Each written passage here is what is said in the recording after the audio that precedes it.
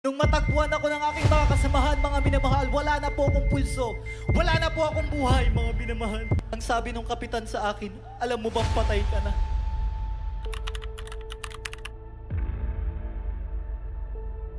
Ako po yung nagtatrabaho sa loob ng boiler, mga minamahal. Yung boiler po namin, mga minamahal, yan po yung nagsusupply ng steam, mga minamahal. Hallelujah! Sa buong barko, mga minamahal. Madaling araw po yun, mga minamahal, nung nagkaroon po ng emergency, mga minamahal. So pagbaba po namin, mga engineer, mga minamahal, yung problema po, mga minamahal, tumirik po kami dahil po yung aming boiler, mga minamahal, sa loob po niyan, mga minamahal, yung mga copper tube, mga minamahal, nagsisabugan. Napakainit po, mga minamahal, nasa 200 degrees, mga minamahal, yung init, mga minamahal, sa loob. Hallelujah, talagang ako po ay pumasok sa loob. Kasama ko po ang aking second engineer, mga minamahal. Inabot na po kami ng maghapon hanggang alas 5 ng hapon, mga minamahal.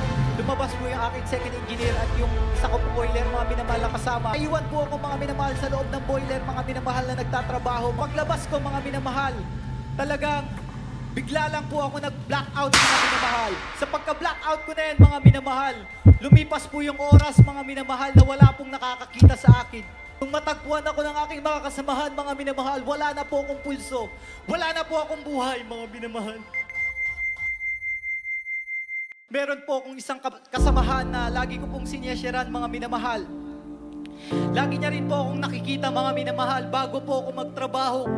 Araw-araw po, mga minamahal, nag-aalay po ako ng 30 minutes na pagpupuri sa ating pinakamamahal na Pinoon. Yung taong yun, mga minamahal, na aking sinesyeran, mga minamahal, lagi niya akong nakikita, mga minamahal. Lagi niya akong naririnig, mga minamahal, pag ako'y nananalangin. Lagi kong sinasambit sa aking bibig sa unang dalangin ng aming mahal na pastor. Tinanong niya ako, ano bang pangalan ng iyong pastor? Sabi ko, Wildy Almeida. Gaano kabuti ang ating pinakamamahal na Panginoong Isus. Alam niyo, mga minamahal, yung taong yan, hindi po yan kapatiran, mga minamahal. Pero nananampalataya siya, mga minamahal. Naalala niya yung pangalan ng ating mahal na pastor, mga minamahal. At sabi niya sa aking kapitan, hindi na mabubuhay yan, patay na yan. Pero subukan natin yung ginagawa niyang panalangin. Sa unang dalangin ni Almeida, gumising ka! Alam niyo, mga minamahal, karakadaka, ako'y binuhay na ating mahal na Panginoon. Praise the Lord. Hallelujah. Alam niyo, mga minamahal, pagkagising ko, mga minamahal, hallelujah, ako po ay na-heat stroke yung aking kaliwang katawan.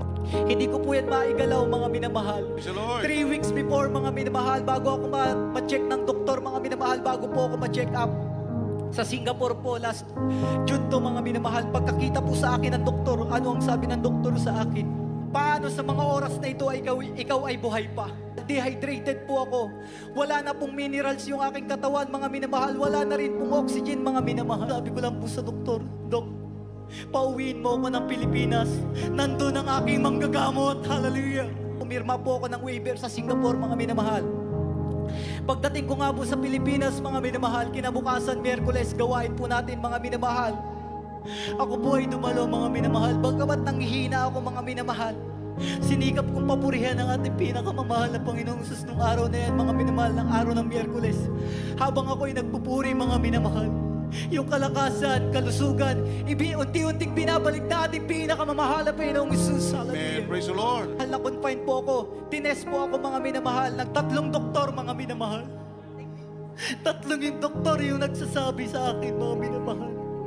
Paano nangyari sa loob ng 3 linggo hanggang ngayon ay buhay ka pa?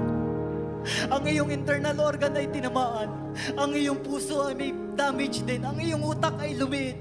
Aking bilabid mama ay isa pong manggagawa, mga minamahal, sa kahabagan po ng ating dakilang Diyos. Araw-araw po siyang pumupunta ron upang ako ipanalangin. Alam niyo, mga minamahal, sa unang dalangin na ating mahal na pastor, sa araw-araw na aming pagpupuri pananalangin, unti-unti po ako nakakaramdam ng kaginhawahan. Hanggang sa isang araw, mga minamahal, pumasok bigla yung doktor, mga minamahal. Yung una, mga minamahal, ang sabi niyang ganyan, nung tayo ay nag-i-examine ng MRI mo, nahihirapan ako kung paano ko sasabihin sa'yo yung nakita kong karamdaman mo. Pero bakit ganon?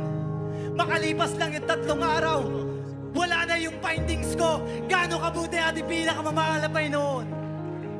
Sumunod, mga minamahal, yung doktor ko sa utak. Sabi niya, ang iyong utak ay lumiit nung ikay ine-examine ko. Bakit ngayon? Sa resulta ko, negative ka na. Gaano kabuti ang ating Praise the pinakamamahal na Lord. Panginoon. Glory to God. Hallelujah. Yung muling doktor, mga minamahal, pagdating niya, araw ng Lunes, alam niyo mga minamahal, dahil hindi po sila makapaniwala mga minamahal, yung aking puso mga minamahal, talagang 40% lang po yung gumagana mga minamahal. Tumawag po sa akin yung doktor kahapon mga minamahal. Ang sabi sa akin ganyan, sa darating na July trip, mag-report ka sa akin. Ang sabi ko, bakit Dok?